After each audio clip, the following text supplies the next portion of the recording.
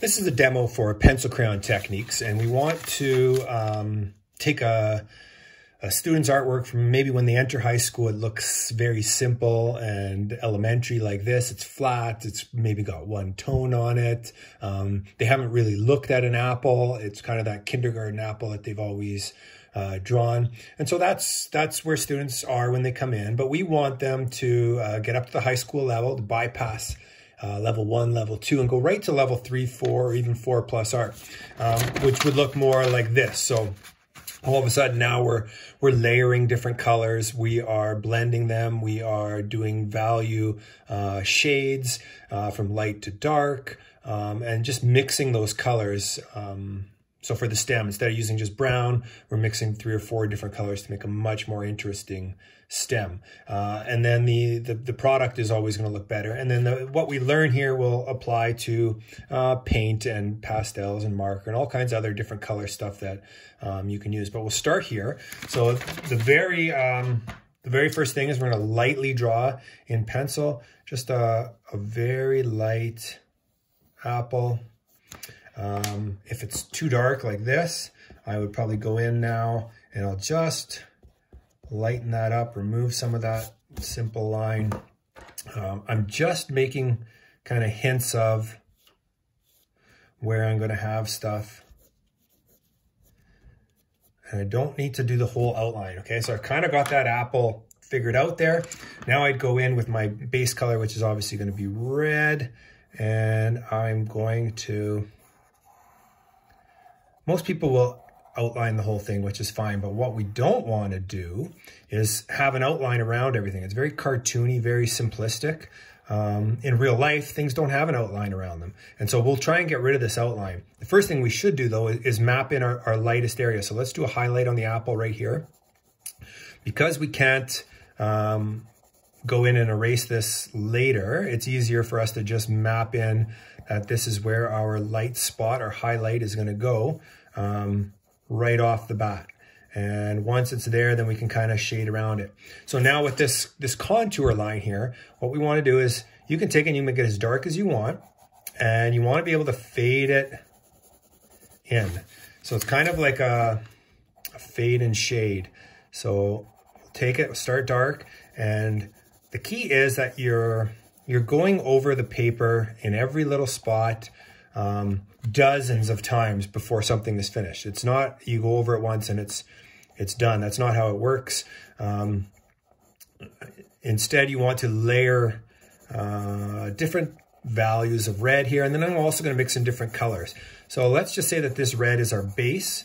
So I'll just get that in real quickly. What we don't want to see these strokes on here where you could tell what direction it was shaded in, and so we'll actually build up our coloring in different directions to hide a lot of that pencil line in there. And so it takes a lot of patience. I'm rushing to try and get it in a very short video here. You can take your time far more and do a better job. If I wanted to make a darker area on this apple, like really dark, like a shadow, say down here opposite the light, what you would probably do is take a color that's across from red on the color wheel, which is green, and you can use some of that. Now don't use black, because black, being the absence of color, will suck all the vibrancy out of your pencil crayon, and it'll really flatten this out. We're trying to make it look more realistic, more three-dimensional. And so I'm just gonna map in a little bit of green in there, and then I can go back in with my red over top, and I'll push a little harder now. And what that'll do is make it a nice dark color in there without making it flatten out by using black. I'm dulling it down. Okay, so you can see that this red, hopefully we're getting towards the end of it. And now you're probably saying, oh, it's great, it's red, you got a little bit of green in there maybe, but you should really have some other colors. And I agree. So we'll take, often in apples, you'll see a little bit of yellow. And so I'll add a little bit of yellow in some areas. especially if it's like a Macintosh apple. And again, this is where looking at the subject matter helps. And so just having a second tone in there. I want to darken this even further on the bottom, so I might go in and even use a little bit of a blue. As long as I'm not using black, you can use blue, purple, green. All these darker, cooler colors will work well for the shading. And then I'll go back in, always with the top coat of red, because that's the main color here. There we go. Okay, so there, now we have kind of a bit of volume to the apple.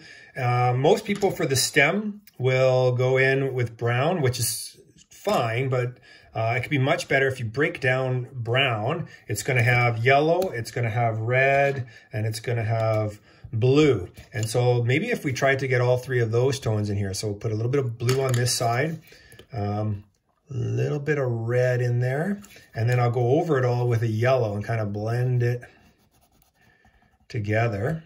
Maybe a little more red I can see, get rid of that blue. And then if you still need to go in with that brown, you can add a touch of brown in there on top, but it's not going to take too much away from the apple because you already have lots of red and other colors in there. So that stem has some interest to it. It doesn't look flat because it has multiple colors. It has some volume. And so same thing with the leaf here.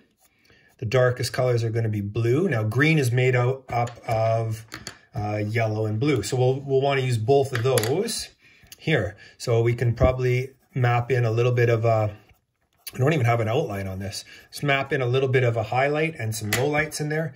Then I know you're dying to get in there with the green. And so I'll start with a light green here.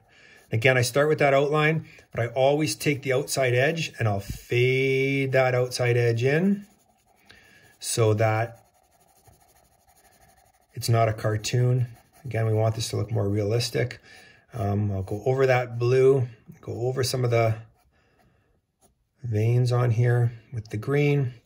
I might even take a second green. Maybe you're lucky and you have one of those really good packs of pencil crayons that have 4 or 5 different greens and you can really do a good job.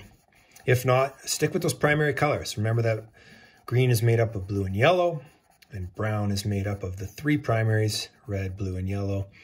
And orange is made up of red and yellow. And you can kind of mix those colors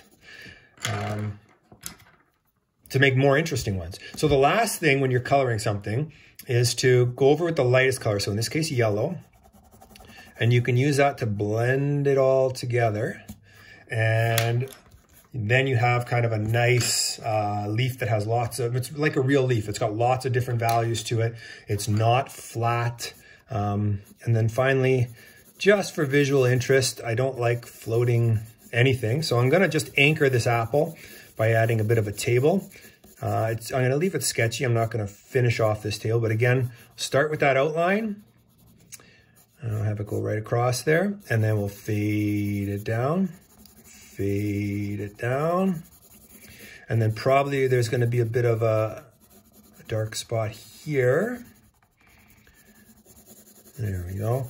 And we don't want anything to be one color. We don't want this to be just blue. So maybe we could take a little bit of the red in there. We'll darken that up a little bit with the red. And just by having different colors, this table is going to be far more interesting. A little bit of yellow in here even. And then if we want it to look like it's a table made out of wood or something, we would now go in with the brown after we've established red, yellow, and blue so that the colorful parts aren't going anywhere. A little brown over top. We'll tie it all together. And then that table has some visual interest just because of all the different colors used there. So again, if we look back at that original kind of elementary school apple, very flat, it's got an outline on it. We've kind of used one color, maybe attempted a second one here, but we weren't even looking at an apple. Whereas this one now, you can see we've looked at an apple and we see that there's a highlight and some shadow underneath.